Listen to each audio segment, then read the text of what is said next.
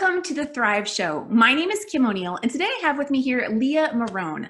Leah is a psychotherapist who specializes in anxiety, depression, grief and trauma, and sports psychology. She helps individuals, families, and organizations. And today she's going to talk with us about moving beyond grief and times of transition. Welcome, Leah. Thanks, Kim. I'm happy to be here. I'm happy to have you here today. Today's topic is a meaty one, and it's really good that you're going to be able to speak to us about this. So I know that when I tend to hear the word grief, the first thing that comes to mind is death of a person. But we can definitely experience grief when transitioning through other life experiences. Will you talk to us more about that?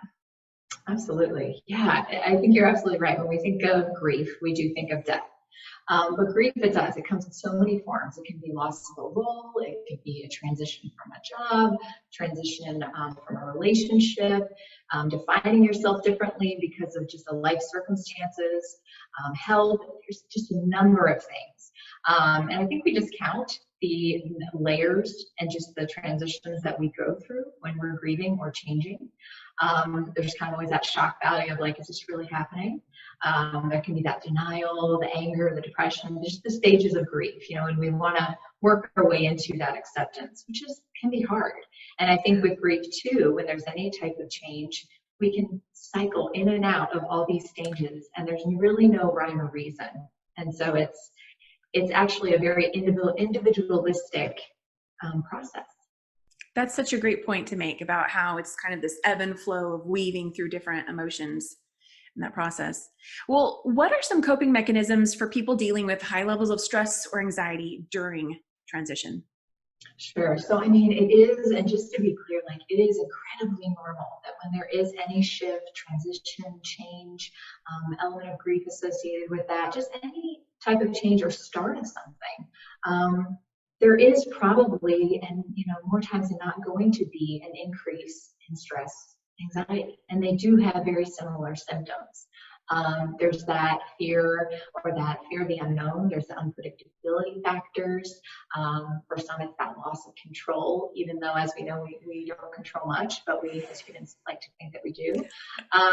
And so there's just kind of that, we're dipping our toe into new waters, and it takes a minute to really adjust to that and find our footing. And so a lot of times, anxiety can come in different forms. Our sleep can be interfered. It can interfere with our sleep. Right. It can interfere with just how much we have to give. You kind of think of we each have our own individual balloon in our belly. Different things throughout the day fill us with air, and if we're not self-aware, not all the time, but most of the time, and we're not deliberate with when we let the air out of our balloon or how we let the air out of our balloon, we'll pop. Right? So I think it's just acknowledgement, first and foremost. And we're very good, I think, with friends, family, just associates, colleagues, of checking in. Hey, how you doing? Hey, you seem down today. Hey, what's going on? We do a very good job of noticing. We're very nonverbal by nature. And we notice these things, and we tend to ask, but we do a really poor job, I think, of checking in with ourselves.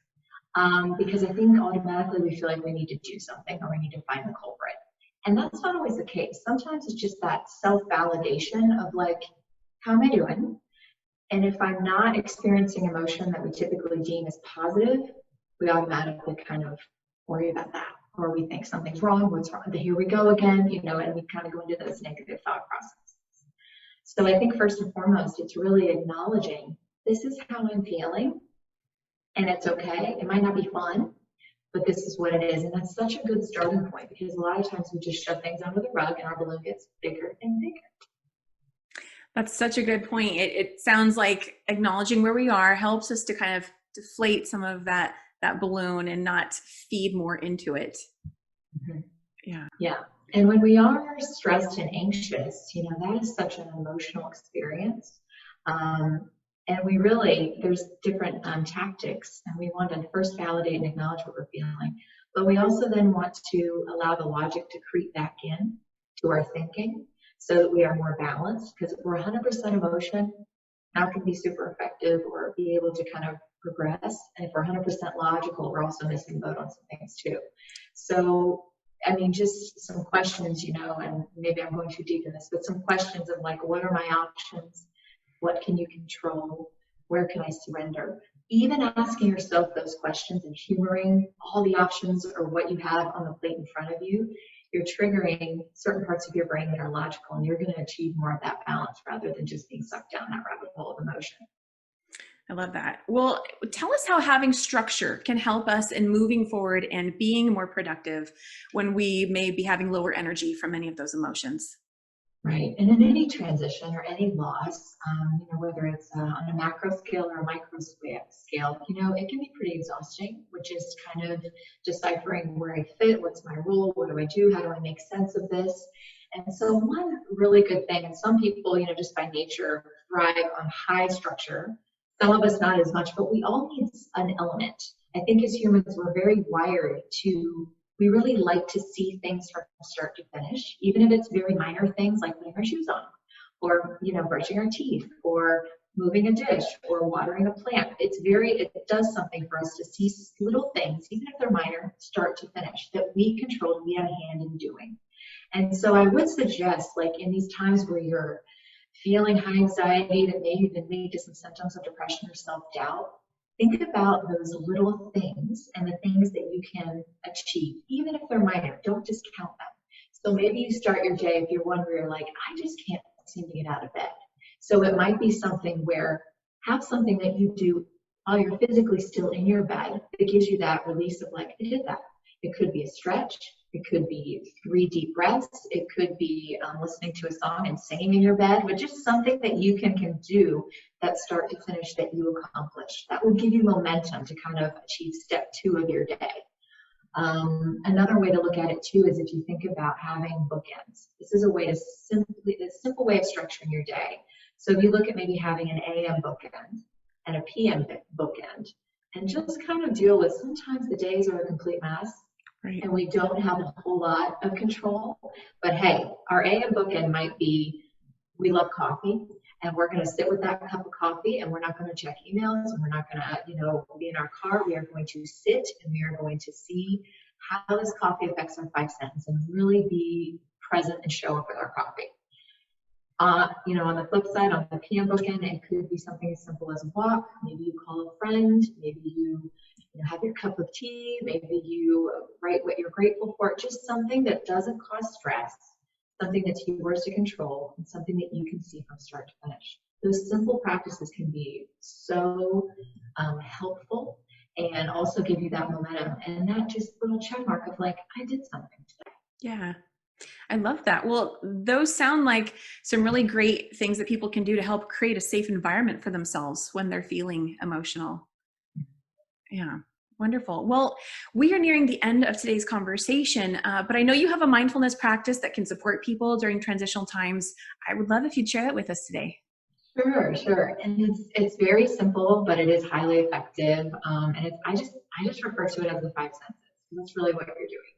So let's think of maybe when you're in the shower. That typically is a peaceful place for people, and hopefully we're doing it more times. Hopefully we're doing it semi-often, right? And so all you do, so we take the shower, for example, you really are going to scan your 5 senses. So you want to almost adapt the mind of a toddler and be highly specific with what you're seeing and what you're absorbing through your senses. So what do you see? Do you see the water? You see the mold between the cracks of your tile?